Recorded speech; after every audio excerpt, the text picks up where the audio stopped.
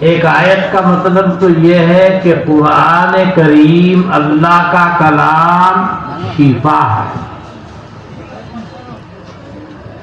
یہ روحانی بیماریوں کے لیے بھی شفا ہے اور جسمانی بیماریوں کے لیے بھی شفا ہے، لیکن ظالموں کی پکڑ کا بھی سامان ہے۔ ظالموں کے لیے پکڑ، کیوں؟ وہ اس کی قدر نہیں کرتے، ناقدری کرتے ہیں، پکڑے جاتے ہیں۔ ناقدر محروم بھی ہوتے ہیں، پکڑے جاتے ہیں، برباد بھی ہو جاتے ہیں، اور جو اس کے قدرداں ہیں یہ تو اللہ رب العزت کا کلام ہے، اور ایسا کلام ہے کہ اللہ نے جس کی حفاظت کا وعدہ خود فرمایا ہے۔ کسی بھی آسمانی کتاب کی حفاظت کا وعدہ اللہ نے نہیں کیا، لہذا وہ محفوظ بھی نہیں رہ سکتی، کیونکہ اس کتاب کو رہتی دنیا تک کے لیے باقی رکھنا تھا، لہذا اس کی حفاظت کا وعدہ نہیں، اور اللہ نے انتظام فرمایا۔ اصل تو اللہ کی رحمت ہے، اور باقی اپنے بندوں ہی میں سے کچھ مخصوص بندوں کو چن لیتا ہے، کسی کے سینے کو چن لیتا ہے، کسی کے دماغ کو چن لیتا ہے، کسی کے مال کو چن لیتا ہے، کسی کے منصب اور عہدے کو چن لیتا ہے، اور ان سب چیزوں کو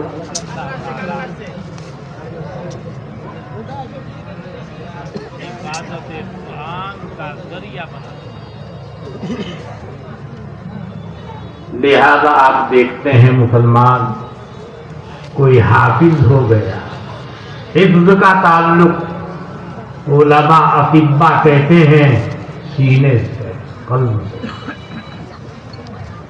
دماغ کا تعلق یعنی معنی کا تعلق دماغ سے، کوئی دماغ سے اس کی خدمت میں لگا ہوا ہے، اس کے معانی کو سمجھتا ہے، اور کوئی عمل کر رہا ہے اس کے اوپر۔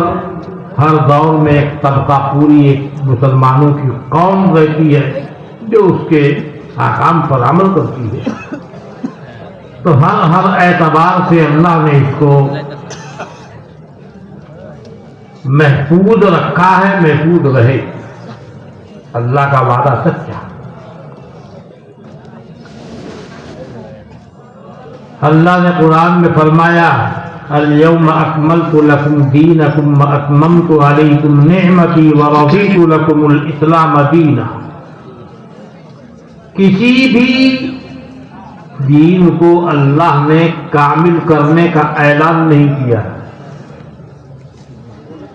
دین کے کامل کرنے کا اعلان کیا ہے کب؟ جب حضرت جناب نبی اکرم صلی اللہ علیہ وسلم حجۃ الوداع میں اور میدان عرفات میں ہے، اور کیونکہ میدان عرفات میں جب نماز امام کے ساتھ پڑھیں گے تو وہاں ظہر کے وقت میں عصر کی نماز بھی پڑھی جاتی ہے۔ دیکھا ہوگا جو لوگ حج کو گئے ہیں، مگر اس کے لیے شرط ہے جو امام ہے وہاں مسجد نبوی میں جب وہ نماز پڑھائے گا اس کے ساتھ نماز پڑھے، تب عصر کی نماز ظہر کے بعد ظہر ہی کے وقت میں ہوگی، وہ شریعت کے حکم سے ہوگی۔ اور اگر اپنے خیمے میں کوئی نماز پڑھے گا تو عصر کی نماز کو عصر کے وقت میں ہی پڑھنا ہوگا۔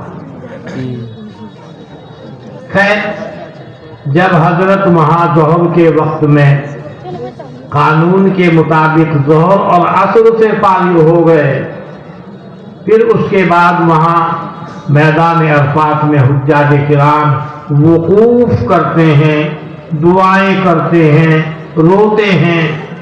آپ وقوف کی حالت میں تھے جب یہ آیت نازل ہوئی۔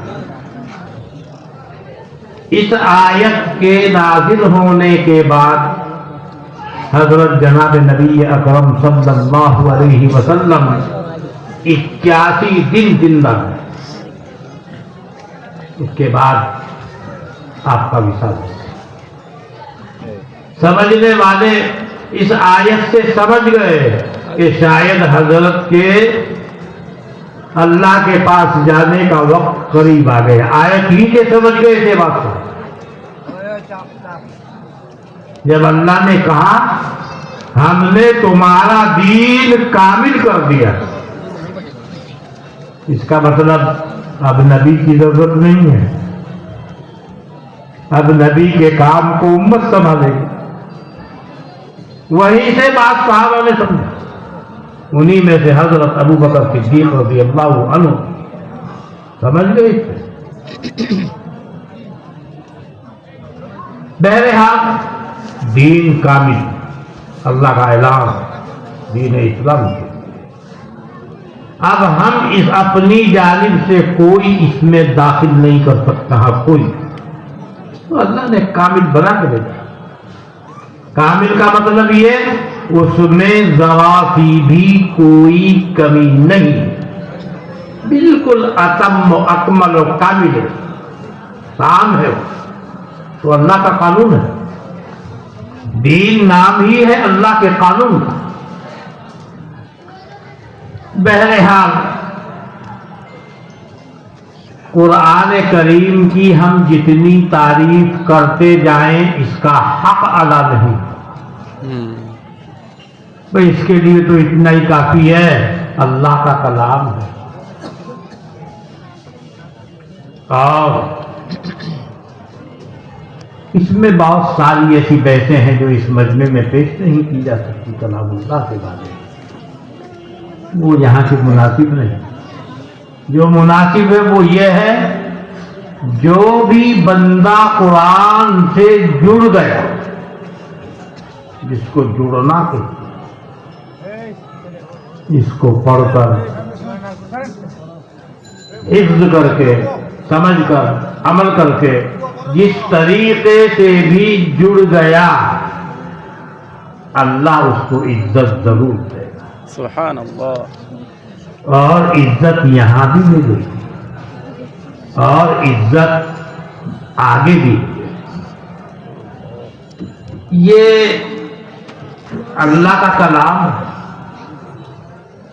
باقی بہت ڈگریاں آدمی کے پاس ہوتی ہے، کوئی ماسٹر ہے، کوئی پائلٹ ہے، کوئی انجینئر ہے، مگر وہ جبھی تک ہے جب تک زندہ ہے، تندرستی ٹھیک ہے۔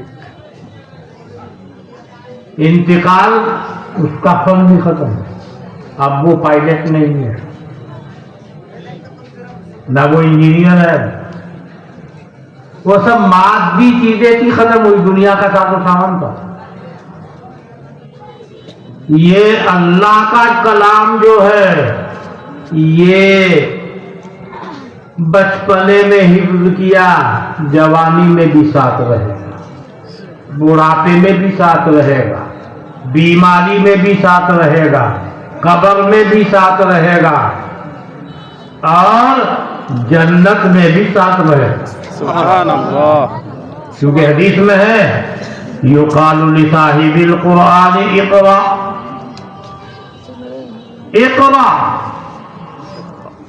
وارتق ورتل كما كنت ترتل في الدنيا فإن منزلك عند آخر آية تقرأها أو كما قال النبي صلى الله عليه وسلم۔ حافظ قرآن سے اللہ فرمائے گا پڑھتے جاؤ اور چڑھتے جاؤ،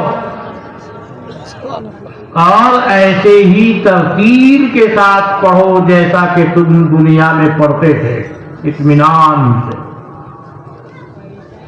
جاؤ پڑھتے ہوئے، جتنی منزلیں तुम पढ़ते जाओगे, बस वही तुम्हारा ठिकाना है, उतना ही ऊंचा मकाम तुम्हारा है, सुभान अल्लाह, वहां भी साथ नहीं छोड़ता,